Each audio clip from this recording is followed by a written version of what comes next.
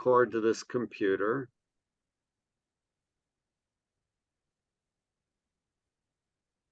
So tonight's going to be about our lifestyle medicine pioneers, a bit of a history lesson. So this is a good one for a first class because you kind of get to realize some of Charlie and I's mentors and some of our mentors. Kind of, you'll be surprised how far back this information goes, and I'll show a couple things on the website since we have some new people, and also a reminder, we have our potluck coming up this coming Saturday at 2:00. I'll show where you can sign up for that on the website. And then, yeah, we'd love to have you come to that. And yeah, anything else Charlie wants to add? I think we're good with that. I hear a little noise in the background, so I'm going to kind of mute everybody for a moment. And if you want, you can raise your hand or you can unmute yourself and say hello if you have a question or anything tonight.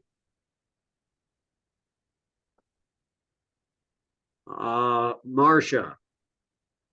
Yeah, it's not really, it's more of a comment. I've been watching the show, The Amazing Race. And 2 seasons, they have had 2, you have to eat the foreign land, their food that they have there, meat, whatever it is. 2 seasons, they have had people on there that are vegetarians. One's 15 years and one's been one for about 30 years. And it's very hard for them they said, to eat that food. It's a contest. I thought, 30 years ago, huh? So I thought that was interesting. Out of all those people that do that race. I see. That's The Amazing Race? Yes. Yeah, I remember watching that way back. Yeah. Years ago. All right. Well, thanks for sharing. And then you're welcome. I'm going to kind of mute everybody again, unless I see Vera. Did you have a comment?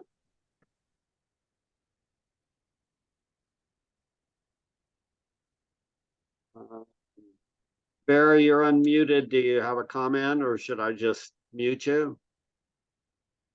Hard telling. Okay. So I'll go ahead and push the mute button here. See if it works, which it doesn't seem to do that. All right.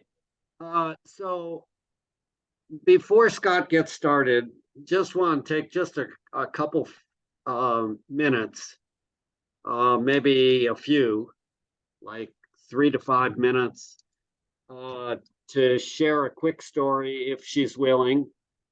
Some of you who were in the afternoon class, and I think even in the evening class, Scott, did we have Kevin do anything on fasting? I think he did a session, didn't he? Yeah, that was October 31st when I was at the conference. Yeah, so he did a session on fasting, and one of the participants decided to take him up on the challenge. And that's Kim. And she's with us tonight. And maybe she could share briefly what her experience has been over the last 4 days. Hi, everyone. I'm at True North, which is the fasting center in Santa Rosa, California. As a result of that class or those classes that you guys gave, I had heard about Dr. Alan Goldhammer, and I'd read his book, The Pleasure Trap, but I didn't really know much about fasting. But after that class, I investigated and I was free this week, so I signed up. So I've been here for 4 days, and I thought it was going to be really hard. I thought I was going to be thinking about food the whole time, but actually it's really liberating because you don't have any choices. You don't have to think about food and you're just drinking water. And I thought my energy would be down, but my energy is fine. It's medically supervised, so you have somebody checking, you have medical personnel checking on you in the morning and the evening. So that makes me feel a little bit relieved in case I did have any problems. And I'm not on a strictly water fast because they wanted to make sure I had electrolytes. So I'm doing water and broth, but I still am apparently going to go through ketosis. Everyone says that the first 2 days are hard, but actually the first 2 days were fine. And I'm going to do 10 days total. And by about day 8, I'll be refeeding. So they gradually give you fruits and vegetables, and then and they send you on your way. And I mean, a lot of people are here for serious things, really serious things. Some people are here for a month or 30 days or 40 days. And they've had really good results. So it's not cheap, but it's cheaper than going to the hospital for some bad things that could happen to you. And it's cheaper than going to Costa Rica probably, or Thailand, and it's medically supervised. So there's some bad stories that are circulating about the ones that are in other countries, and this one is pretty safe. So I think I'd recommend it. I haven't finished it, so I'm only halfway, but I've already lost 12 pounds. And that was one of my goals, to lose visceral fat. And that's starting to happen. So I'm happy about that. And yeah, it may not be for everyone, but seems to be working for me. And people who are here are really okay. I mean, everyone's walking around with enough energy. And I thought everyone would be lethargic and staying in their rooms. But no, we have speakers and demonstrations and practical things and stretching sessions. So it's a full program. It's not just not eating. It's, education, because they believe in the plant-based and SOS diet. So that's what I'll be practicing when I refeed. So it's pretty good. Now, can you have an individual room, or do you share with other people your space? I have an individual room, and I have a bathroom, so that's a little bit more expensive than some of the other ones, but they have different, price ranges for accommodation. And you have groups where you can meet with other people. Yeah. And do these other activities, like you say, the lectures. Yeah. And it's very interactive, and we're talking to people all the time, and there are common spaces that we go to. So yeah, it's a very friendly crowd, and not all of them are vegans or plant-based, but hopefully they'll transition. That's kind of the plan, is for them to understand the benefits, and then after they sort of detox with the fast, then they go on plant-based SOS food here, and hopefully they'll take it with them. And Dr. Goldhammer spoke last night. He's very entertaining and funny, and it was educational. That's where I learned about salt being the culprit that it is, not only for high blood pressure, but also because in your gut, it will, as it acts as a preservative for like pickles, and in history it's always been a preservative because it kills bacteria or inhibits bacteria. Well, it does the same in your microbiome in your gut. So that's one of the main reasons they don't want to have salt in your diet, is to keep your microbiome healthy. So I'm learning every day.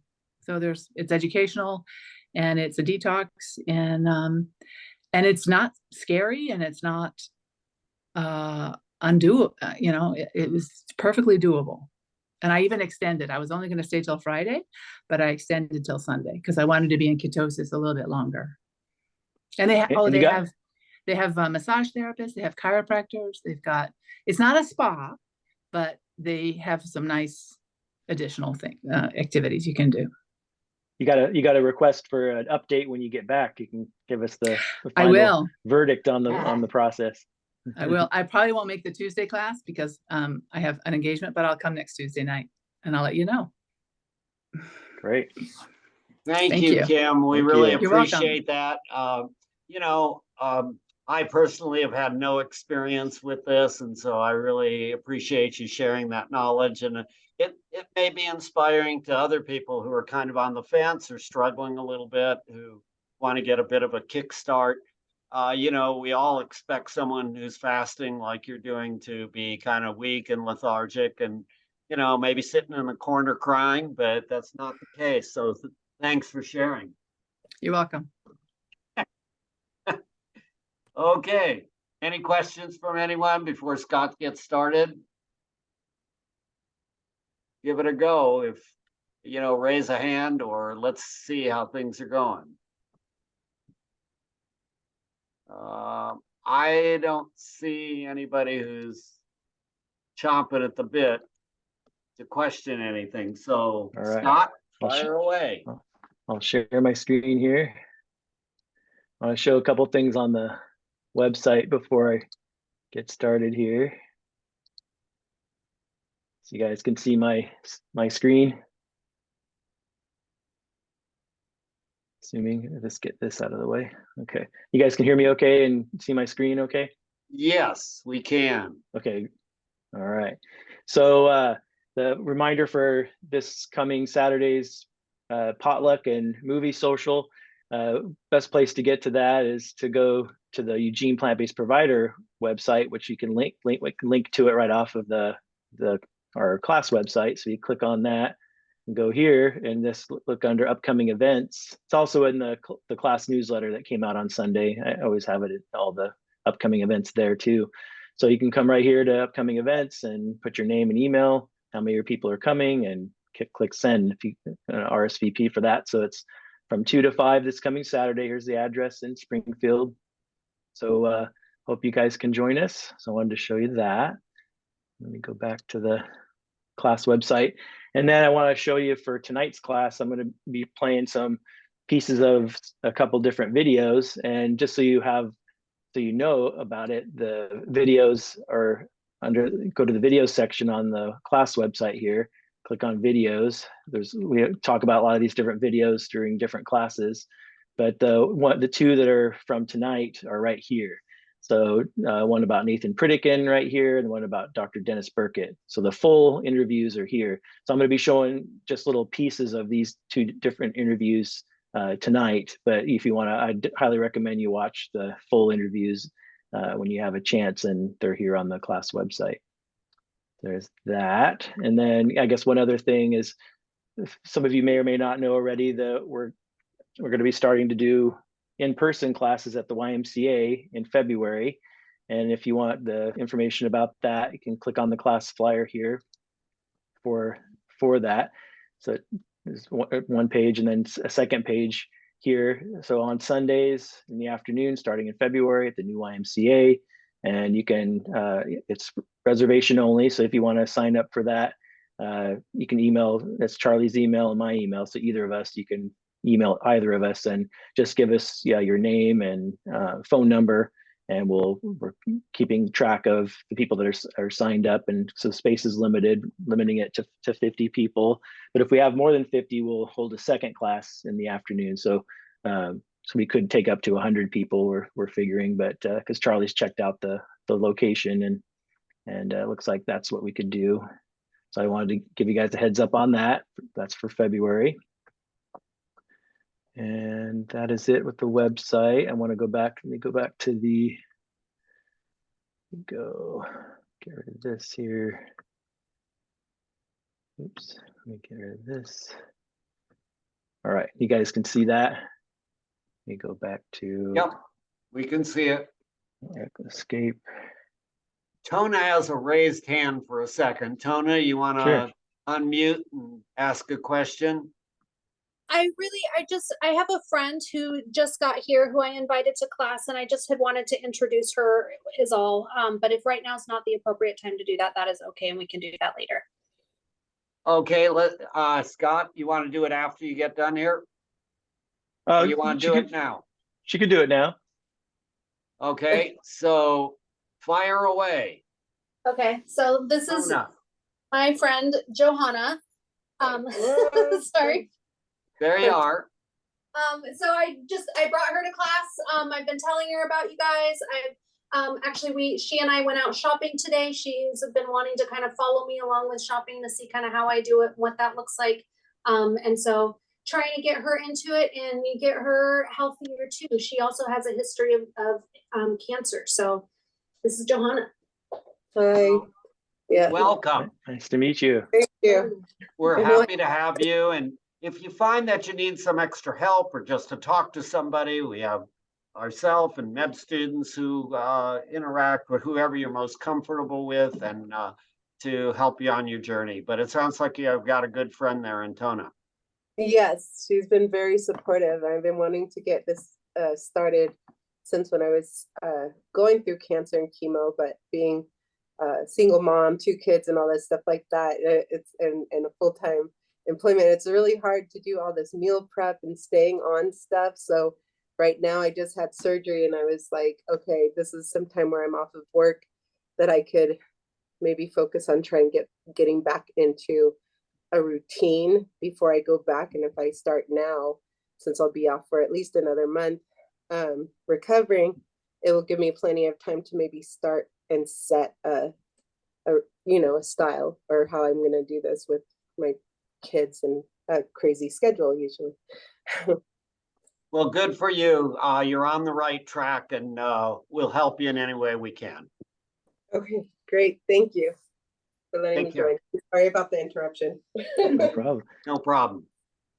And then also on that, Tona can show you on the class website how to sign up for the newsletter for anybody that's new tonight, the www.livelifestylemedicine.com. Just go to that homepage there. You can subscribe to the newsletter at the top. I also recommend anyone that's new, scroll about halfway down the homepage. You'll see something there that says website tutorial, and just click on that. It's a 20-minute video of me just giving a tour of where everything is on the website, how to access the class archives, all the recordings, all the other resources. So check that out if you are new. All right, so lifestyle medicine pioneers, I'm going to talk about that tonight, kind of in honor of the people that came before us. And I think it's really important to kind of acknowledge where all this information came from and how many decades and decades this information has been around. This is one of the people on the list I'll briefly talk about tonight, T. Colin Campbell, from his book titled Whole. He says, "Science is defined by the scientific method. It's an unbiased search for the truth and a willingness to be proved wrong." I think that's important as we go through these different classes, that we just present what the science shows and what the scientific method is, and that's important. It doesn't have to be just what you believe. It's actually, we have theories about things, but we change our beliefs and our perspective on things based on new information that comes out. So it's always going to be changing as we get more information. That's what science is all about. So I'm going to briefly talk about some of these people on this list here. This is not by any means not an exhaustive list, but a lot of people that a lot of you are familiar with who've been coming to these classes. So T. Colin Campbell, who I just showed the quote from, so he wrote the book The China Study. That's probably what he's most famous for. But I kind of think of him as the Yoda, like from Star Wars. He's kind of the Yoda of nutrition, because he's the most, actually, and inarguably the most decorated nutritional scientist of all time. He's been doing research in nutrition for over 50 years, probably closer to 60 years now. And if you read his book, The China Study, you can get a kind of a background of a lot of that. And so really huge. He was also in Forks Over Knives. If you've seen that documentary, he's in that. He's close to 90 now. I mean, he's been around for so long, and he's a nutritional biochemistry, so nutritional scientist at Cornell, and just done decades and decades and decades of research, and really amazing information we get from him. And then a lot of you might be familiar with Dr. Caldwell Esselstyn.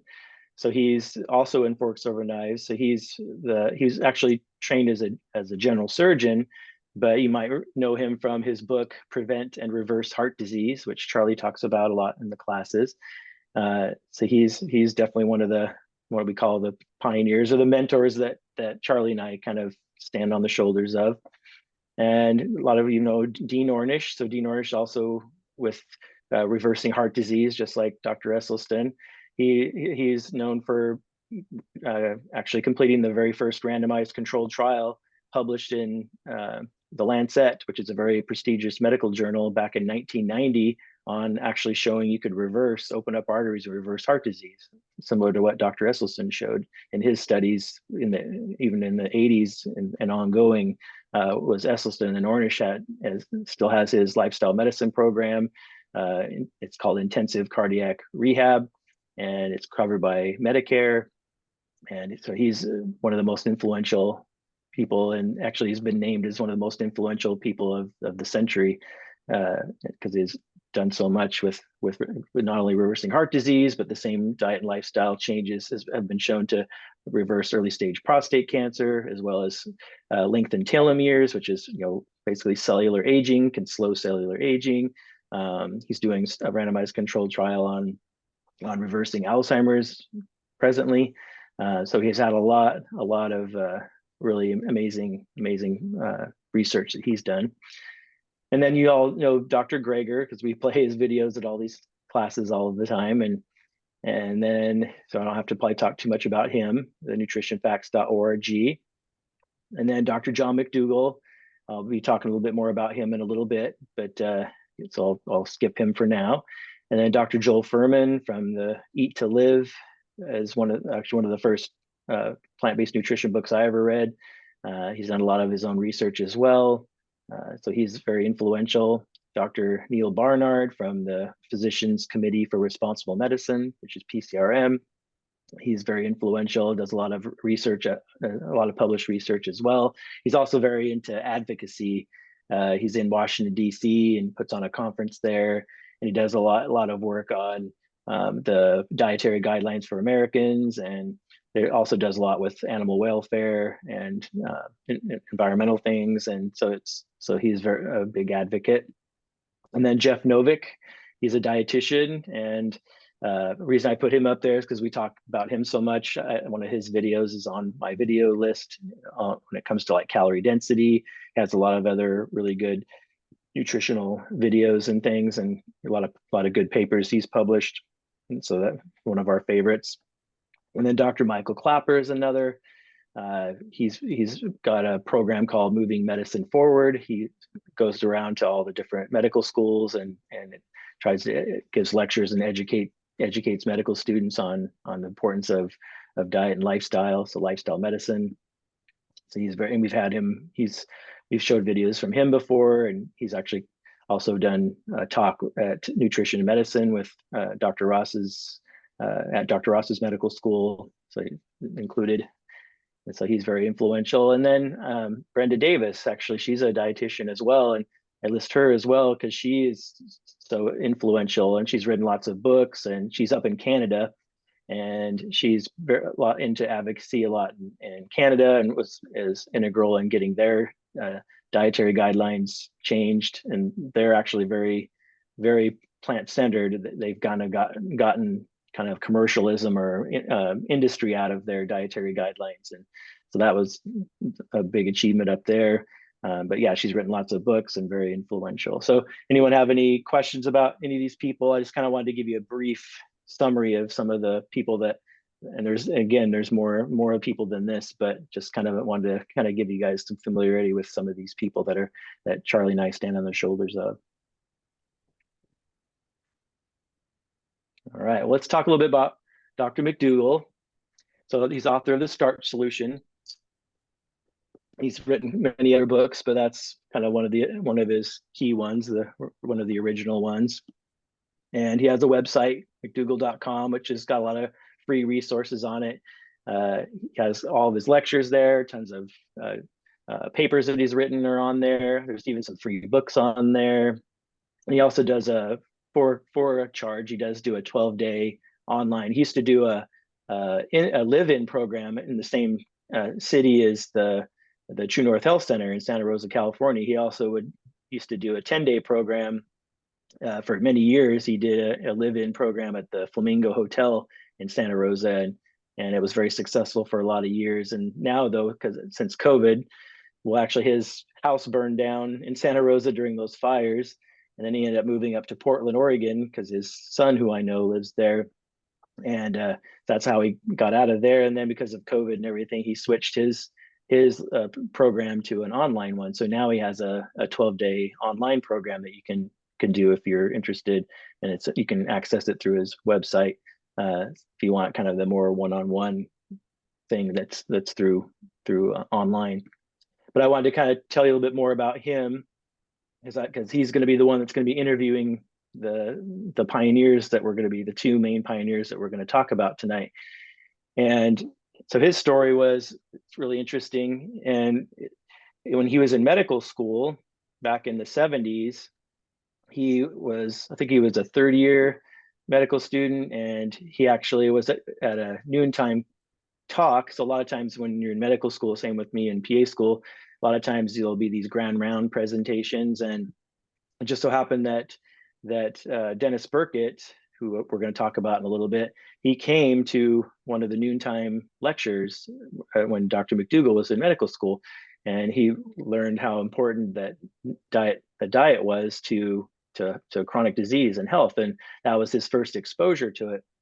And then so you'll learn a little bit more about that in a little bit. But then when he was in his residency, he ended up going, or just out of residency, he went to the Big Island of Hawaii, and he took care of patients on a sugar plantation there. I think it was like 5,000 patients on this sugar plantation. And he was the only doctor for all of these people there. And he was like, okay, this will be a good experience. And what he noticed, having kind of that little bit of information he got from Dr. Dennis Burkitt, he said, oh, okay, so he kind of had an idea that eating more plant foods seemed to be good, and eating a higher amount of fiber seemed to be good. And what he started noticing with his patients was his oldest patients that were on the sugar plantation. Most of the people were from China, Japan, the Philippines, Korea, so all these Asian countries.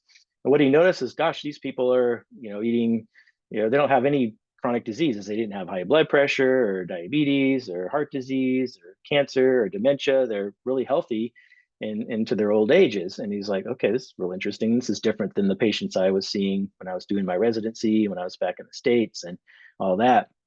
And he noticed that that these people's children were, a little bit heavier, a little bit sicker, were starting to have some of the chronic diseases. And then the third generation below that, they were just as unhealthy and sick as anyone that he saw back in the States. And what he noticed was that his oldest population that he was taking care of, they were eating their traditional diet from their countries, from the Philippines, from Korea, China, Japan. They're eating mostly rice and vegetables. It's like, oh, wow, okay, that's their traditional diet. That's what they're eating. But then the second generation and the third generation were starting to just Westernize their diets. They're eating the McDonald's and the meat and the dairy and the processed food, just like eating like Americans, basically. And so as each generation, they got sicker and sicker. So he knew, between what he learned from Dr. Burkitt and what he saw in his patients for the years that he was on the sugar plantation, he realized it's the food. These are the same people genetically, but it's the food they're eating that's making them sick. So that's kind of his backstory of how he got into that, and the rest is history there. And there's a picture of me with him. Actually, Charlie was at this event too. This was a few years back. We did a continuing education conference. Charlie did a lecture, I did a lecture, Dr. McDougall did a lecture. This is up at Portland State University several years back, and it was really, really great to be able to, because I knew so much about Dr. McDougall. I'd watched so many of his lectures, read his books, and kind of a groupie, so to speak. And then I got an opportunity to lecture with him. So it was a real kick to get to meet him. All right, so Dr. Greger, most of you kind of know about him. I just want to tell you a little bit about his story. A lot of you may already know his story, but the reason he went to medical school is because, and the reason I'm tying him in with this is because he has a connection to another one of the mentors. And another one of these mentors is Nathan Pritikin. And so Dr. Greger, when he was a kid, his grandmother, who was at 65 at the time, she had really bad heart disease. She'd had a heart attack. She had, crushing chest pain. She could only barely walk a block without getting chest pain, and was really, really sick. And she ended up hearing about and going to this live-in program run by Nathan Pritikin. And it was a whole food plant-based diet and some kind of graduated exercises. And She basically went there, and after, I don't remember how long she was actually there, when she left, she had no more heart disease. She could walk up to 5 miles, and she ended up living another 30 years till age 95. And she got to watch Dr. Greger graduate medical school. So he actually, because of that inspirational story, that's one of the reasons he went to medical school. And so that's really, really good time, because you'll hear about Nathan Pritikin here in a minute. And there's a picture of me with Dr. Greger. This is at a conference in San Diego back in 2018, this particular picture, but I just saw him again at the Lifestyle Medicine Conference in Denver, Colorado, just end of October. So he was there as well. So I've met him a few times now. And I know some of you, these classes, have met him too. I think he's coming to Roseburg again, coming up pretty soon. So he's definitely around. All right, so we're going to talk. Any questions before I jump into these two big pioneers with anything I've covered so far? You can just unmute and say, I've got a question, or. I can't see the screen at all, so because all I see is my yeah, and I don't screen. see anything in the chat room either, so continue on. All right. So Nathan Pritikin. So he's not a doctor. He's actually an engineer by training. So he kind of became independently wealthy. He designed optics for weapons. So like, it's like missiles and things like that. This was actually around the time of World War II, or just past World War II, a long time ago. He nauticals and optics and things like that. So he ended up having high classification. He worked for the military, and then he ended up selling his stocks and selling his technology to the military. And so he was only I think he was 40 or 50 years old or something like that, and he was already basically retired because he sold off his assets and things. And so he was kind of, just was trying to do things to keep himself busy. And he had a reason he developed an interest in the medical field was he developed, basically, this is before days of statins and what we know today. This is back in I think in the 1950s, mostly in the 1950s, most of this was happening.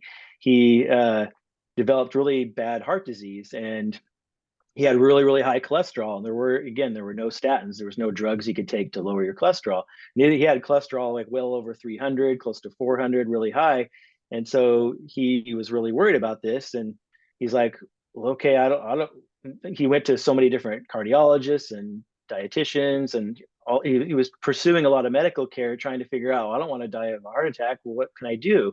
And so what he started, because he's actually, I'm convinced, based on how much of his stuff I've read and interviews I've seen, he was almost a savant. He was very, very just brilliantly intelligent. And so he's like, well, I'll fix this myself. Okay, so what I'm going to do is I'm going to look at the world's literature. And he went into medical libraries and was digging through the literature. And he ended up seeing the data from Ansel Keys, who did the 7 countries studies, which is basically kind of where we got a lot of the Mediterranean diet kind of information, was from the 1950s in the Mediterranean. And he also looked at the data in Norway during World War II. And you might have heard Dr.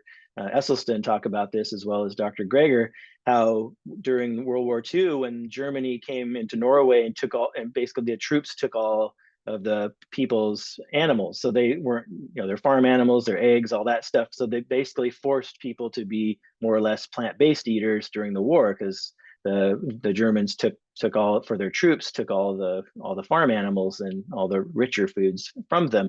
And so they kind of were forced to become plant-based. And what the statistics showed is the rates of heart disease dropped dramatically during that time. And then as soon as the war was over, all the meat and all the farm animals came back in, and their heart disease rates shot back up again. And so he took that information, Nathan Pritikin did, along with kind of looking at, he saw that there were places around the world that there was basically no heart disease. And he's like, okay, well, how are these people eating? Okay, so I should just get rid of animal products and try to get rid of processed foods and just eat fruits, vegetables, beans, whole grains, just eat that and see what happens. And he just experimented on himself, and he got rid of his heart disease. His cholesterol went down and everything. And you'll hear a little, I'll show some of this interview with him here. I just kind of wanted to give you a background. And the other thing that he did to try to educate himself is, this was in the Chicago area. And apparently there's like just dozens and dozens and dozens of different medical conferences. And so he would go to, he was a photographer, I guess, as a hobby too. And he would basically bring his camera, and he would slip in the back door, and he would go into all these medical conferences where all these physicians are, and he would just watch all these conferences, all these lectures. So he would just kind of, because he was so brilliant, he would just kind of take in the information. And so he was very knowledgeable. I mean, he was just as knowledgeable, if not more, than most physicians about medicine and chronic diseases and everything else. So he was just really brilliant. And then he developed his Pritikin program, live-in program, and all that. But I kind of wanted to give you that little bit of background before I jump into this interview. And this interview was back in the early 1980s, so it's been a long time ago. There's one simple vision hack anyone can use to improve vision, get rid of this. so you can say goodbye to your optometrist for good. Did you know that? Okay. The whole science of Okay, so I'm going to show in from 212. So I have it marked where I want the sections I want to show you guys. But again, you can watch this whole thing on your on the video section of the class website. public health of the countries under the war zone, because I was certain that heart disease was going to double under the stress of the war. Is that what you found? No, completely opposite. In my days, that is before World War II, the science thinking of the time was that heredity and stress were the only bases for heart disease. Nothing else made any difference. And you found that didn't fit with your data? Completely wrong. It turned out that, I remember in 1944 in England, Wales, for example, heart disease deaths dropped to 50% of pre-war levels. So did diabetic deaths. And when the war was over, it turned out that only those countries with very severe restriction of fat and cholesterol, not caloric restriction, just fat and cholesterol, were the ones that had a drop in heart disease death rates. Those who had no restriction had a rise in heart disease death rates. This was independent of the stress of the war. It had nothing to do with it. How about after the war? Did they get their problems back? Oh yes, certainly did. In fact, in Austria in 1958, when there was no stress because everyone had a job, full employment, the reconstruction of the war damage had been finished, the death rate for heart disease was 7 times as high than it was in 1944 when Hitler was walking all over causing great stress. And then after the war, what got you interested next? I've had a chance to talk to you, and I know you're really fascinated with the literature. How did you get involved in that? Well, when I saw what happened after the war, and I began to see that it was only the fat and cholesterol that seemed to have made the difference, I then started to investigate countries around the world that were on a very low fat and cholesterol diet. In fact, I looked at the range of the world's population, and I picked out countries on the very lowest fat and cholesterol intake. And I was amazed to find, and there were 25 populations I was able to study, that heart disease practically didn't exist. There are no heart attacks in the country? No, unheard of. You couldn't find a case to show to a medical student. It's amazing. And not only heart disease, but diabetes, hypertension, breast cancer, colon cancer, prostate cancer, arthritis, glaucoma. That's all I treat as a doctor. Where are all these diseases? And these were under hundreds of millions of people. And here I thought these were the natural, inevitable consequence of aging, and that everybody has to die of one of these diseases. And now I find that populations don't die of those. They actually die of old age, which is unheard of in this country. It's true that the unsanitary conditions will promote a high infant mortality rate. But once they're over 40 years old in these countries, they have a much longer lifespan, a life expectancy, than they do in the United States. The United States runs a very about 15th or 20th in life expectancy after you're 40 years old. In fact, the life expectancy after you're 40 in the United States has only changed by 7 months since 1900. Nothing. So people like you and I, we're not doing much better, are we? No. No, in these undeveloped countries, once you get past the unsanitary problems, they live to 100, 105, and so on. But they're healthy up to the last days. Fully functional. Right. I understand you had some personal health problems when you were a young man. I developed rather serious coronary insufficiency, we know that as heart disease, when I was 40. Okay, I already told you about that. I'm going to skip ahead to another section here. Because nobody else was around to tell you what to do.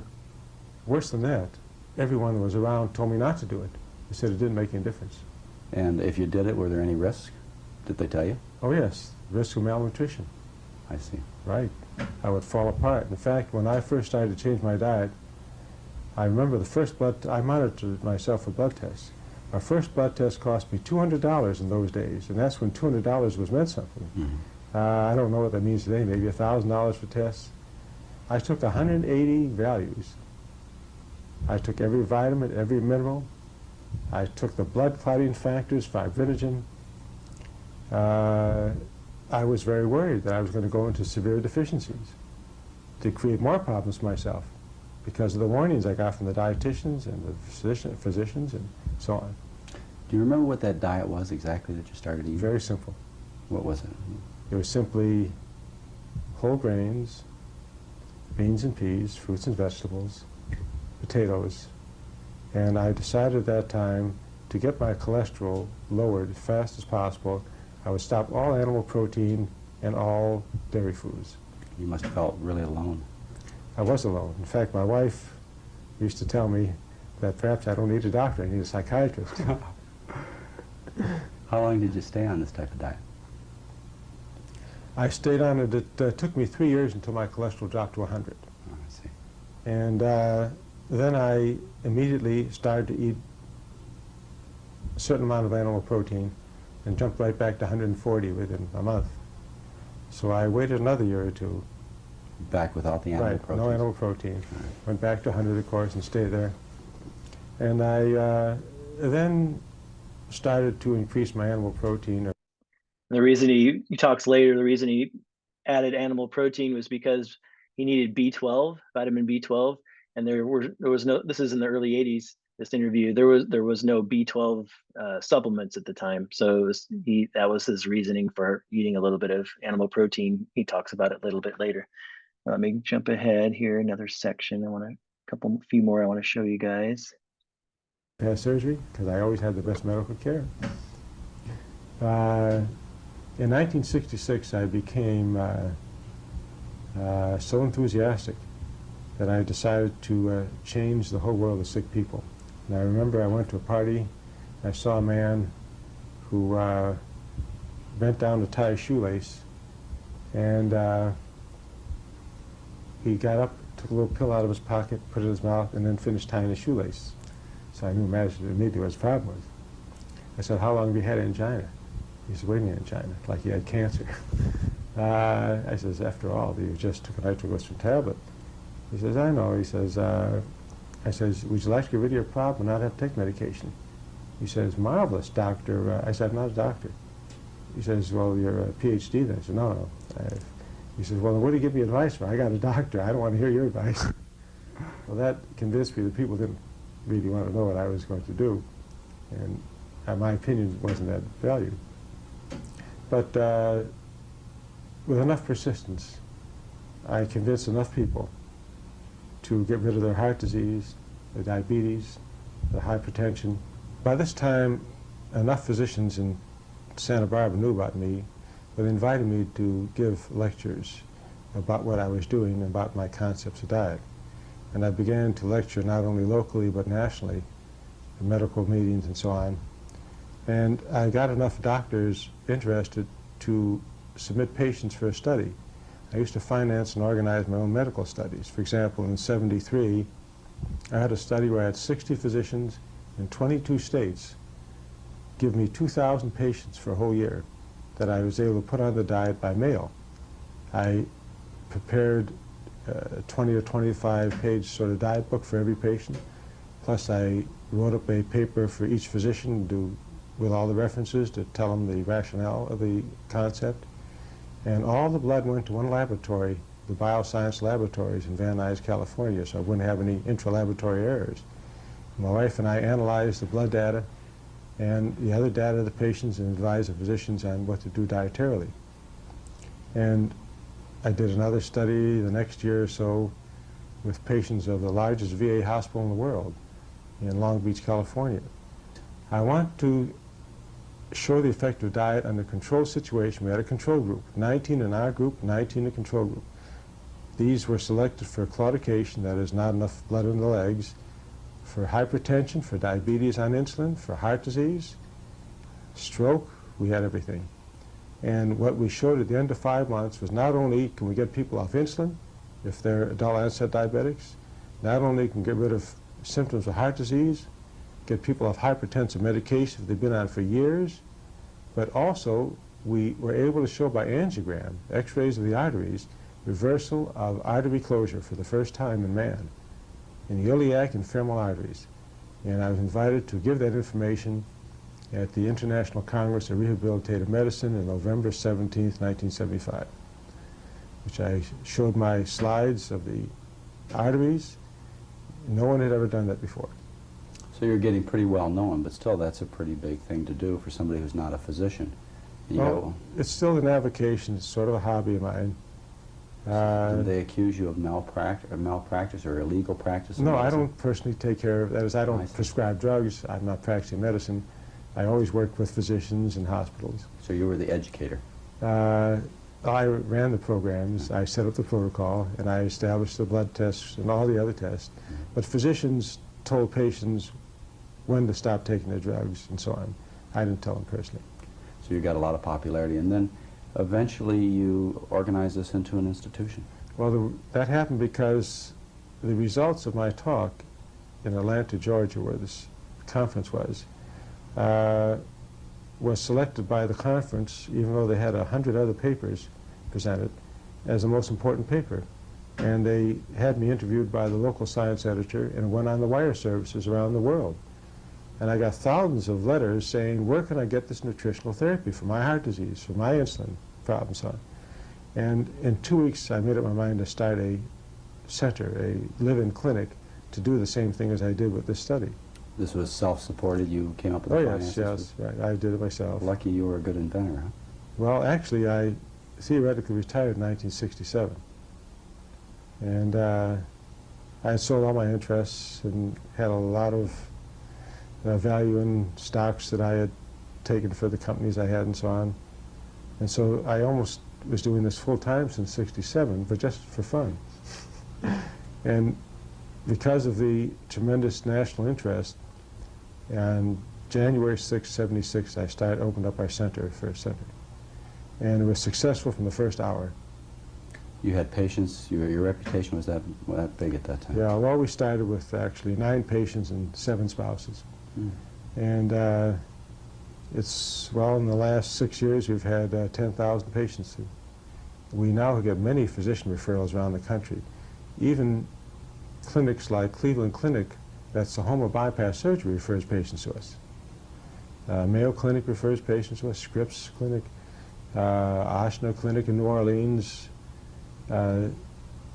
We have a very solid reputation.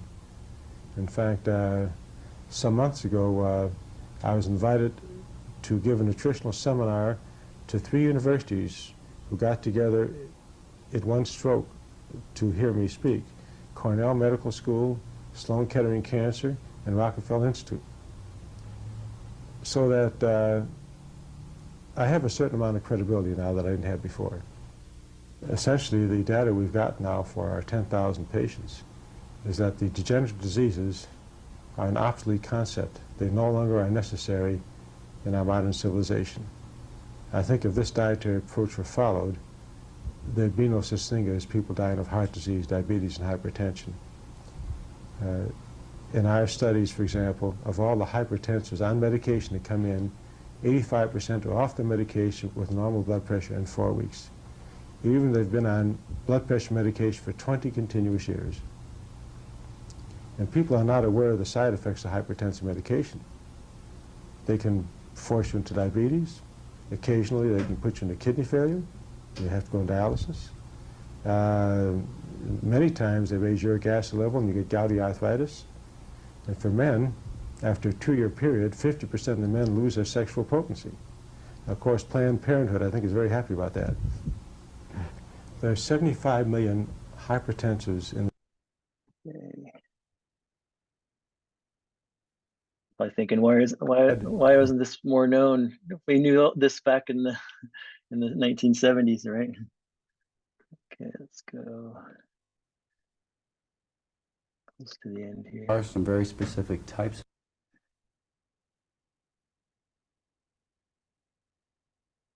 I think it's time to demonstrate that this dietary program is not just for sick people. And because of that, I was at Kona on a large island on October 9th for the triathlon. That's the very substantial endurance contest. I think it's the world's greatest effort in the way of an endurance contest. Almost a 2.5-mile swim in the open ocean, a 112-mile bike ride, and then a 26-mile marathon, all together. They all run back to back, and the world's record is just a little over 9 hours. And I sponsored 6 athletes in the contest October 9th to demonstrate that there's no dietary program in the world that can give the kind of endurance that a high carbohydrate of natural foods diet can give. And of the 850 entrants, the number 1, 2, 3, and 4 place winners were among my 6 that I sponsored. So this is a diet for healthy people. To be healthier. To be healthier. If you're making that type of recommendation, are we talking about children and pregnant women also? We're talking about children right after they're weaned, and we're talking especially about pregnant women because it's the best dietary program for pregnant women. It'll get rid of the risks of toxemia, of the many symptoms that you can get along with pregnancy, with the threat of varicose veins, and it'll give them a much easier delivery because they'll have much better circulation. It must be hard for people who have children and for women who are pregnant to follow that type of advice when so many other people are saying different things. Unfortunately, the advice they get from the dietitians and from their physicians who are treating them during the pregnancy are not based upon sound nutritional experience. They're based upon arbitrary guidelines from set down, and unfortunately, they do damage to the pregnant woman. You've also published a few books. Yes, the books, the first book I published, I was... One more little section here. I'd like to see you fail, I think. There's no question about that. You are sort of a lone person standing up there giving a different message for people to follow, and you have quite a following. I'm not alone anymore. I think if I would disappear from the earth today, the movement would grow, and it's too late to stop it. There's no question. The world is changing every day. Just last month, the major canning companies announced no more salt in their canned vegetables, which is a tremendous shock because they didn't even market test it. But they're so confident it's going to work, they're changing the whole product line over to no salt. Now that's fantastic. How do the industries feel about this type of change? We have the big dairy industry and the meat industry. Are they feeling the American public changing its preferences? There's no question about it, and they're very worried about it. I read their newsletters they send out to their subscribers. In fact, a number of them mentioned me by name, that they better watch out for me because it's going to hurt their business. Well, it sounds to me like nature designed our food pretty complete. I think so. And all we have to do is answer our desire for food or hunger, and we're going to get our nutritional needs. I'd be careful about that because many people desire only to eat ice cream.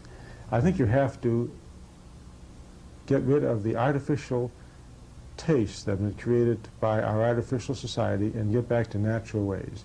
Once you get back to natural diet, then you can sustain the diet that you should be having.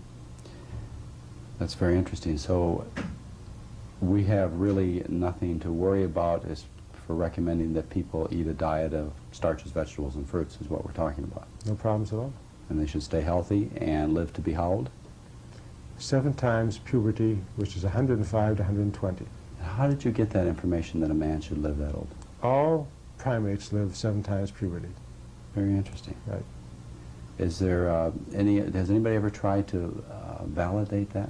Well, it's in every species. You check out any species, and you get the sexual maturity and multiply by 7, and that's the lifespan of all the animals. Very interesting. Yeah. So that's how old you're going to be. How old are you now? I'm 67. And you look like you're in tremendous health, and it sounds to me like if you hadn't figured this out, you wouldn't have made it past 40. Well, I probably would have had an acute problem when I was 41 or 2. I think I would have been sort of a cardiac cripple, which I'm glad I'm not today. Heart disease is something I'm not going to have a problem with. I worry more about my long airplane rides. Very good. Well, thank you very much.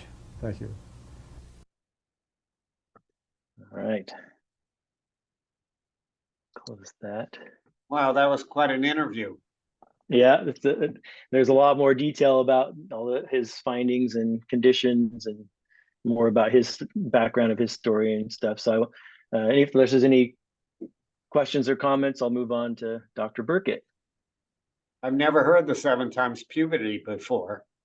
Yeah, isn't that interesting? Yeah, he just knows all these facts. It's quite amazing. He's so well read. He's known for when he'd go to all these medical conferences, people would like, well, you're not a doctor, and he'd like when people would question him about different things. He had a little tote, like, because when he was doing his live-in program and all his trials, his studies, he had a tote full of studies, and so when anyone ever questioned him about what he's doing or this or that, he could pull out a study and show it to him. So he was kind of known for that kind of stuff. Wow, very, very interesting. There's one question. The chat. No, I guess it's nothing. Okay, well, let's move on to Dr. Dennis Burkett. So he is a surgeon by training, and he was the one that I was telling you guys about. That was that Dr. McDougall. And you see how young Dr. McDougall was in that picture? Yeah. In the video. So that was back in the early 80s. And when I think I misspoke when I said earlier about why Dennis Burkett or Nathan Pritikin added a little meat was because of there was no vitamin B12. Of course, that was back when he was trying to lower his cholesterol. That was back in the 1960s, actually in the 50s, even 50s and 60s. So there was they didn't have those type of vitamins back then. So somebody said in the early 80s, that's just when the interview was. He was talking way back in the past, as you heard there, the timeline. But yeah, Dennis Burkett, he surgeon by training. He went and did a medical mission in Uganda, and you'll hear him talk a little bit about his story there. But he kind of became known as the Fiber Man, and basically the reason that there's fiber supplements and fiber added to cereal and things, that's actually, you could attribute that to him. And so he talks a little bit about it. We'll talk a little bit more about him, but the other is people that are in the medical field. There's also something called Burkitt's lymphoma. It's a childhood type of lymphoma, and it's named after him because he discovered it when he was doing his medical mission in Uganda. Discovered this new type of lymphoma in children called Burkitt's lymphoma. So that's named after him. But yeah, really, really amazing. And he's a little, I always like to talk a little bit before I start playing it, because he is a little bit hard to understand. So he has really kind of a strong accent, and it's just his speech pattern is difficult. So and he can be distracting sometimes because he makes a lot of like facial movements and stuff. So I always want to talk about that before I show this, because if you didn't, then you might be distracted by his speech and his facial expressions and not really listen to what he's saying. And so I wanted to kind of tell you about that first, so that you could kind of overlook that and just listen to what he has to say, because it's really amazing. So let's go here. I am a primary care physician. I'm frustrated, and it is not what I signed. Today I have the very great privilege to introduce you to the man who opened my eyes about the cause of disease and also the possible cure of common diseases that affect people in our country. This was back in 1971 that I met Dr. Dennis Burkett. Dr. Burkett, welcome to the show. Can you tell me when and what kind of training that you received? Trinity College Dublin, between 1930 and 35. I went up to the medical school. I went up to the university in Dublin in 1929 decided I'd do anything in the world except be a doctor or a dentist.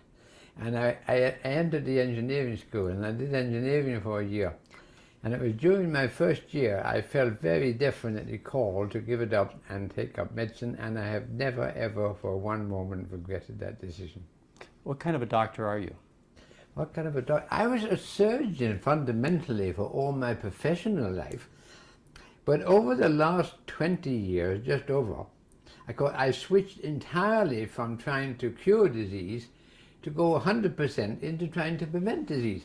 Because it wasn't until I came back from 20 years surgical practice in Africa that I was helped largely by others to appreciate that most of the common chronic diseases filling the hospital beds in Western countries today are rare or unknown in the Third World, were rare even in North America before the First World War, are equally common in black and white Americans, and therefore they have to be due to our lifestyle, the way we live, and in which case they got to be preventable if we can identify the factors in our lifestyle.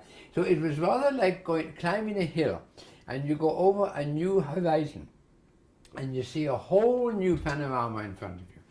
And when I saw this panorama in front of me, I felt that we were really largely wasting our time by spending all our time treating disease which could be prevented in the first place.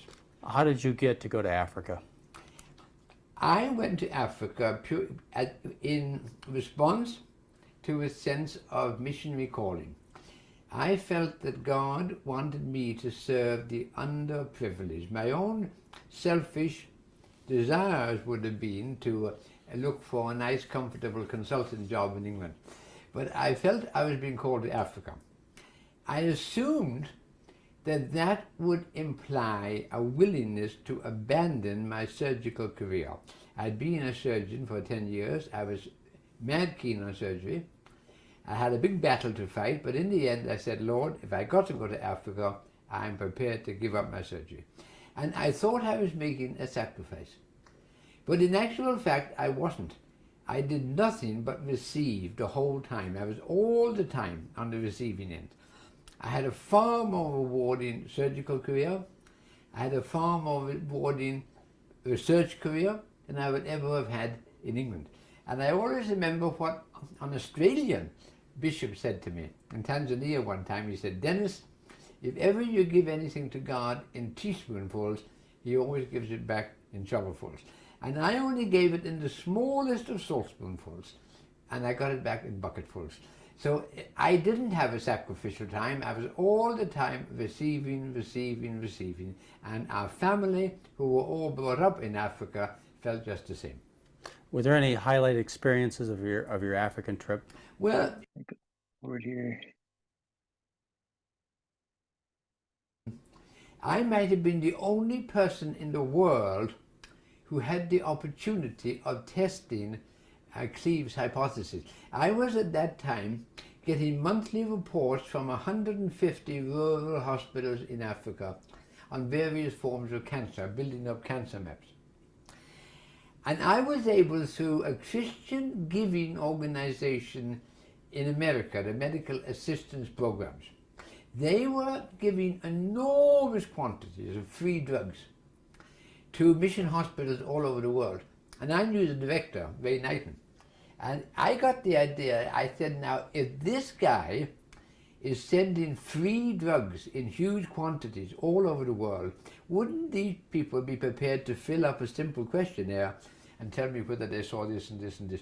So I was able to get figures from over 1,000 mission hospitals. All of whom never saw gallstones, never saw diverticular disease, never saw hiatus hernia, never saw coronary heart disease, so on. Now, if you can put on the table the results of hundreds and hundreds of places, even though the skeptic will say it's all anecdotal, if you can put enough anecdotal evidence down, people believe it. So I had the opportunity not of initiating the concept of Western diseases. Hugh Trowell and Cleve, I think, deserve that benefit, but I had the opportunity of getting the profession to listen, which was great fun.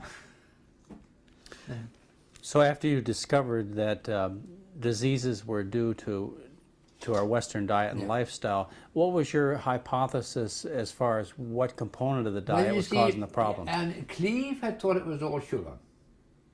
I wasn't happy about that because he blamed appendicitis and diseases in the colon for sugar, but no sugar ever gets there. All the sugar is absorbed before it ever gets to the colon. And I can remember walking along the sands one time in Mombasa, and the thought coming to me, you can't have sugar unless you take the fiber out in the first case to refine it and give you sugar. And could it be the fiber that's taken out that we are short of rather than the sugar we are feeding? And Hugh Trowell felt the same. And we both felt it was more likely to be fiber than sugar. And this set me worldwide on measuring stools, because the amount of stool people pass is related to their fiber intake. And it was very little study had been done on stools. We got people to weigh stools and measure intestinal transit time to Africa and India, and Seventh-day Adventists with high fiber intake and so on. And then of course one read a lot, and a lot of conferences came up. But you see, bit by bit, many people began to come in on this. If one thinks that in the late 1960s, there were only 10 scientific papers a year being published in various journals, veterinary or otherwise, on fiber. Within 12 years, that had gone up to over 500 a year. It was a tremendous explosion.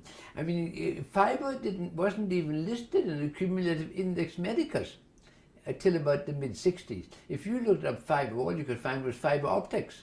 And then even when they got into dietary fiber, they just said C-cellulose. But of course, cellulose wasn't fiber. But a lot of workers entered into this field, and international conferences sprung up. And of course, we got criticism. But if you're going to do any kind of medical research or any research, you expect criticism. And as I said to you, John, earlier on today, somebody one time said to me, only dead fish swim with the stream. So you've got to be prepared to swim against the stream. And I still have some of the, well, I was going to say conflict. I've avoided conflict. You never win anything by conflict. We had a lot of discussions with the milling industry, when we realized that it's bad to take the fiber out of the bread. And I gave a memorial lecture in London around about 1972. And I was interviewed by the BBC, I think, afterwards. And the milling industry, they won't mind me saying this because I'm good friends with them. And they put a release out for any newspaper in England to take up. And they said that some doctors and some laymen are suggesting that fiber in diet may be of value. They wanted to ensure the public, and they had the best scientists in the land behind them, that fiber had no value whatsoever in human nutrition. So I wrote to them and said, if you're going to make a statement like that for the press, I think morally you ought to name your scientists, but they wouldn't. In any case, they gave us an opportunity to have discussions with them. And we disagreed. Of course we disagreed, because they'd been, over the last century, getting better and better ways of taking the fiber out. But we didn't fight, and you never win by fighting. We disagreed, but we remained friends. And as a result of that, they invited me to address the annual meeting of the British Bakers, the annual meeting of the British Millers. Then I came over and spoke to the annual meeting of the American Millers. But that wouldn't have happened if we had fought. You don't win in life by fighting. And the Millers now are doing magnificent work on fiber. They have a magnificent product. And in 2 weeks' time, when I come home, they're asking me to a lunch meeting to discuss it. And we've had very good cooperation, and they are making a lot of very good high fiber bread now. Do you think it's just fiber, or are there other parts of the food we should be worried about? We realize now, to begin with, we talked about fiber, but then we realized we were far too blinkered. If you look at the diet of disease of the countries throughout the world who don't get the common diseases of Western culture, and when I say the common diseases, I mean diseases like atherosclerosis, diabetes, gallstones, bowel cancer, breast cancer, hemorrhoids, varicose veins, diverticular disease, huge pile of stuff. The countries who don't get these diseases have a diet with far more starch, far more fiber, far less fat, far less sugar, far less salt. And the two major things we need is to eat more fiber and less fat. But what I've only appreciated during the last 2 or 3 years by reading other people's work is, particularly Tom McEwen of Birmingham, who died about 18 months ago, all of these diseases, which are the major diseases of American hospitals, must be viewed as manifestations of maladaptation to a new environment into which we've plunged, Western man has plunged, and to which we are not adapted. We've made more change in our diet and our lifestyle since the Industrial Revolution, 200 years ago, than they tell me our ancestors made during the previous 20,000 years. And we all appreciate that if you take any plant or any animal or any bacteria and put it in an environment to which we are not adapted, we are inevitably going to suffer. And we know a great deal now through the work of Boyd Eaton and others in Atlanta, that our ancestors way back, the time when our genes were put together, what we are genetically coded to, they ate far more fiber than we do, about 5 times as much. They ate far less fat, and particularly less saturated fat. They ate far more starch, far less sugar, far less salt. And there isn't much difference between the diet of our distant ancestors and the diet of the third world today, who are still exempt from these problems, and then the diet of the West, where these problems are all now the major factors filling hospital beds. And the sadness to me is, and this particularly concerns the cancer field, all the emphasis today is being put on diagnosis and treatment of disease. And yet we are never going to reduce any disease by early diagnosis or treatment. The only way you reduce disease, other than in infectious disease immunization, but when you come on to the chronic diseases, including cancer, the only way we're going to reduce them is to identify causative factors and reduce causative factors. But all the money goes into early diagnosis and treatment. Why is this? So did you guys hear that? So more fiber, more starch, less fat, less sugar, less salt. That's kind of sounds like what you learn in these classes, right? All right, a couple more little sections here. Then there's one other video I want to show after this, and then we'll have time for questions. But all right, let's see, 27, 9. Oops, 27, 39. And Dennis Burkitt talks a lot about good bowel function. Well, you see, I spent years recognizing that fiber related to bowel behavior, recognizing that in people who had adequate bowel behavior, they virtually never had a lot of our Western diseases. And I really copied the example of my friend Alec Walker in South Africa, who has looked at thousands of stools. But you see, now we know from the evidence available that the average American who isn't a vegetarian only passes about 80 to 130 grams of stool a day. In people who, and elderly people under 50, whereas in countries who don't get bowel cancer, breast cancer, gallstones, coronary heart disease, so on, they pass 3 to 500 grams of stool a day. And I think we are genetically, as it were, coded up or made to get on with far more fiber than we take. And I think our relationship to, well, there was always causative relationship, but our relationship to a lot of our Western diseases is related to what I might call our national constipation.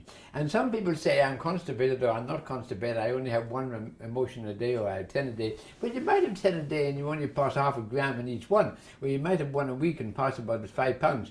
So how often you go doesn't really matter, but it ought to be soft. It ought to be the kind of consistency which, if it wasn't in water in the toilet, if it fell on the ground, would be unformed, rather like a cow pat. That would be the ideal. But I think soft stools are a very important factor for preventing a great deal of our Western diseases, and fiber is the secret. You hear that? So there's 454 grams in a pound, just to give you kind of some perspective. So the standard American diet, people pass 80 to 130 grams a day when they studied all these stools. That's the average. And so 454 grams in a pound, so 80 to 130 grams. Elderly people, often less than 50 grams a day. And then people that are eating a mostly plant-based diet, 300 to 500 grams a day is kind of the average. And you probably heard that a stool that's normal is if you didn't poop in toilet water, it would just kind of form a soft pile on the ground, kind of like a cow patty. So that's always share that with patients all the time, because people don't really know what kind of a normal stool should look like. And this is like where when you go back and watch class archives, the Magic of Fiber class that Charlie does, a lot of the information that we have in this, well, we have a lot more science now than what Dr. Burkett had back then, but a lot of the foundation of that started with the work he did in the studies of the stools and back in Uganda. Okay, one little more section here, and then there's one other video I want to show you after this. I was in Paris a week ago with a group of scientists. There were very few doctors. They were asked, geologists and physicists and astronomers and people, what the future is going to hold. I would like to think that in the future, medicine is going to be much more orientated to the prevention of disease rather than to its cure. The amount of money put into curative medicine is just it's untenable as years go by. The more we're going to discover, the more people are going to ask for. So I would like to think, I think all cancers should be approached this way. See, the commonest cancer in this country is lung. Get people to give up smoking.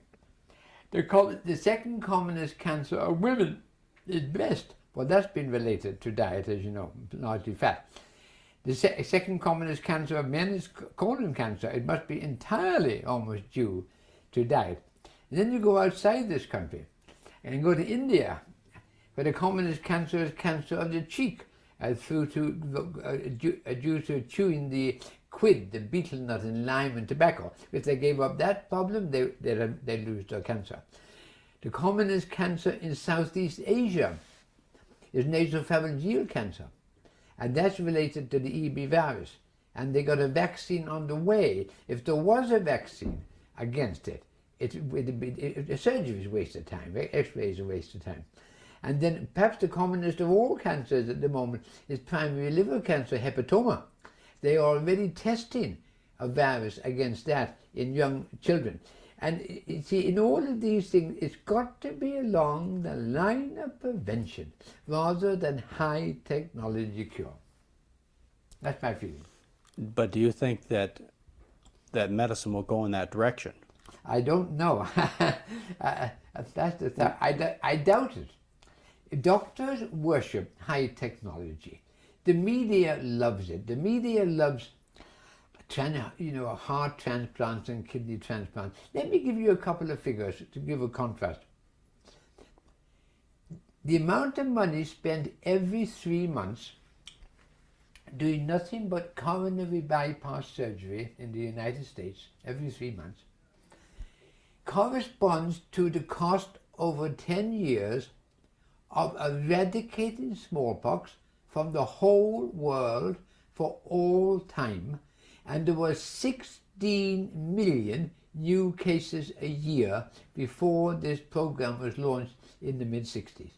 But the media in our country gave more coverage to 3 coronary heart transplants than to the elimination of smallpox from the world. It was the first thing that ever drew me to write my first letter to the London Times. But the media liked the dramatic things, like the baboon's heart in Loma Linda, which the media took up all over the world. I think the media and other things are going to be against putting the emphasis on prevention. But I think you and I and others can do our bit. I think if we can somehow get the emphasis put towards prevention, there's going to be far more relief of suffering.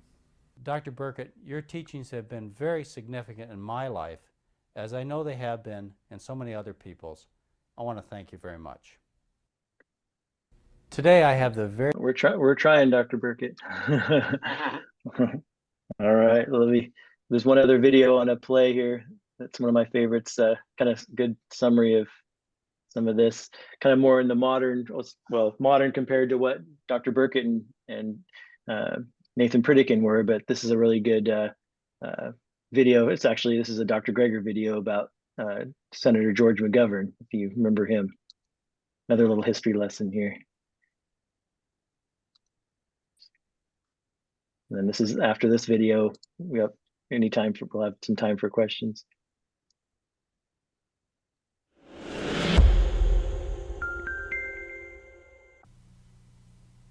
George McGovern, who died last year, age 90, was best known for his 1972 presidential defeat to Richard Nixon.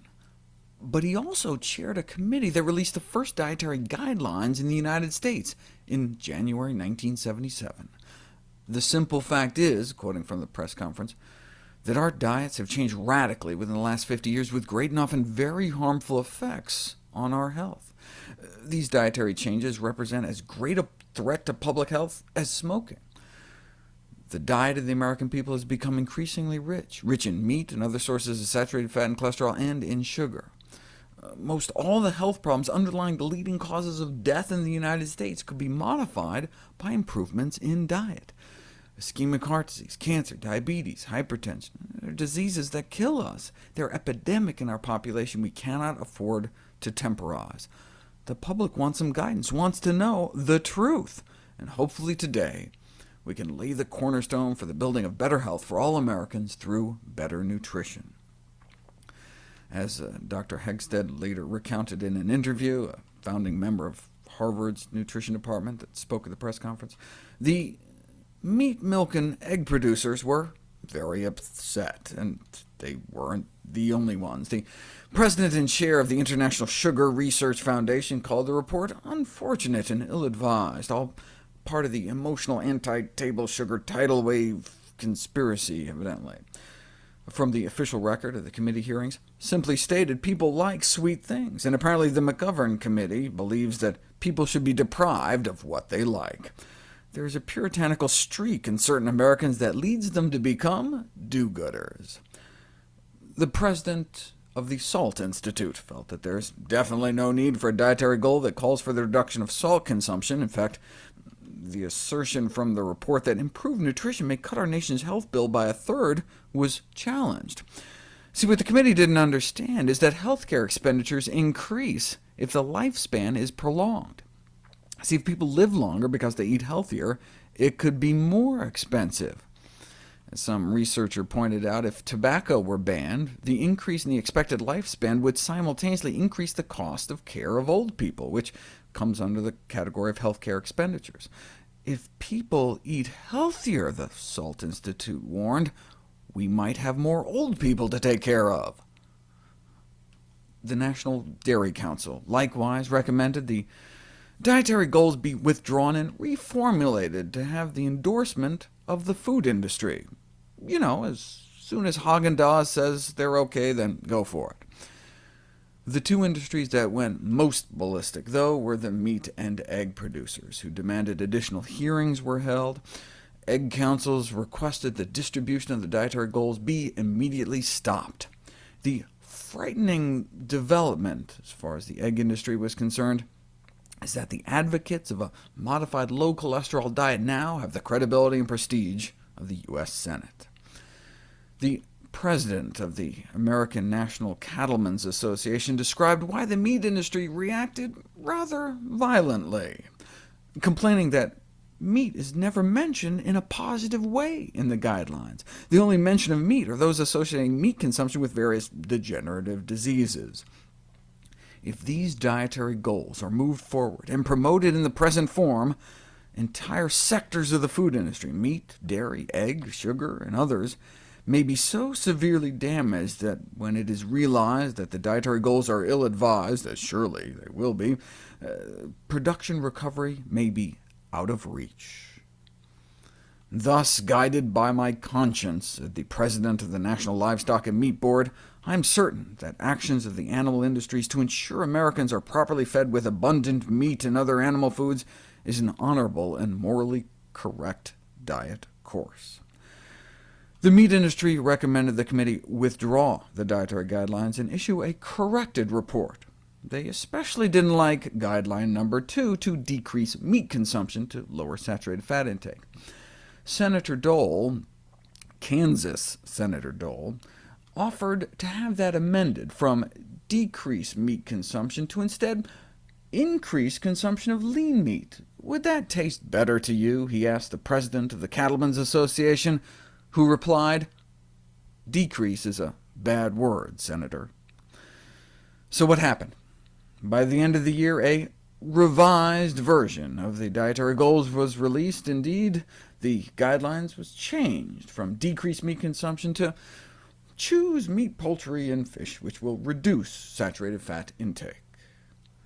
That wasn't enough for the meat industry, though. They wanted the whole Committee on Nutrition eliminated completely and its functions turned over to the Agriculture Committee. The New York Times, noting that the Agriculture Committee looks after the producers of food, not the consumer, editorialized that folding the Nutrition Committee into the Agriculture Committee would be like sending the chickens off to live with the foxes. And that's what happened. The Senate Committee on Nutrition and Human Needs got disbanded and placed within the Senate Committee on Agriculture. George McGovern fought until the bitter end, though, when an interviewer confronted him with the serenity prayers, "Grant me the serenity to accept the things I cannot change," McGovern rejected the notion, saying, "I keep trying to change them."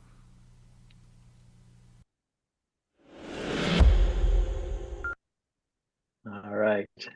That kind of folds back to Dr. Neil Barnard at PCRM, Physicians Committee for Responsible Medicine. He's been trying to, that's why they've been trying to change the dietary guidelines for Americans. They've actually sued the FDA, the Food and Drug Administration's been sued several times by PCRM because of the conflict of interest in their dietary guidelines committee, and they've won every time, but that hasn't really been able to change anything. But they are making progress. So the plate and stuff, some of that is secondary to the work that PCRM has done, and they are making progress. The guidelines have improved over time, but it took a long time. How many years ago is that now? 40 years, 50 years ago? Any questions? Yeah, I know it takes us right up to 8:30, but any questions, comments about that? We can also chat about it next week too if you have more questions. Hope that was informational for you, especially for the newer people, kind of where some of this has come from. We have the benefit of all this great new science that we talk about on this class all the time, but it's good to know kind of where a lot of that information came from and how long that's been around. It looks like there's a bunch of new people in the class, which is great. Love to have you. Keep coming. Keep asking questions. There's a hand up. Arun? Oh, I just wanted to make a comment that George McGovern was not only good for the peace in the world, but also peace within our own bodies. So thank you for sharing that video. Yeah. And for those new people, the next 3 weeks, we'll be doing a kind of a review class. So this next 3 weeks will be good classes to attend if you're new to this, because we kind of go over the question and answer document, which is also on the website. I'll show you guys where it's at next week. There were a number of new people who jumped on after you gave the information about this coming Saturday movie potluck. Yeah, so on this coming Saturday, you can go to eugeneplantbasedproviders.com and you'll see a section for upcoming events. Click on that, and there's this RSVP sign up there. Also, you can subscribe to the class newsletter, and the information will be in there, but I'd have to forward you the one from yesterday or from this past Sunday, because otherwise you'll get it every Sunday. But the potluck's coming up this coming Saturday from 2 to 5. But if you go to eugeneplantbasedproviders.com and click on upcoming events on the top of the website homepage, you can get the information about that. And if you're shy about potlucks, don't plan on eating, amongst others at this point in time, you don't have to bring anything, you don't have to eat anything, but you could come and watch the movie. What time, how's that going to be organized?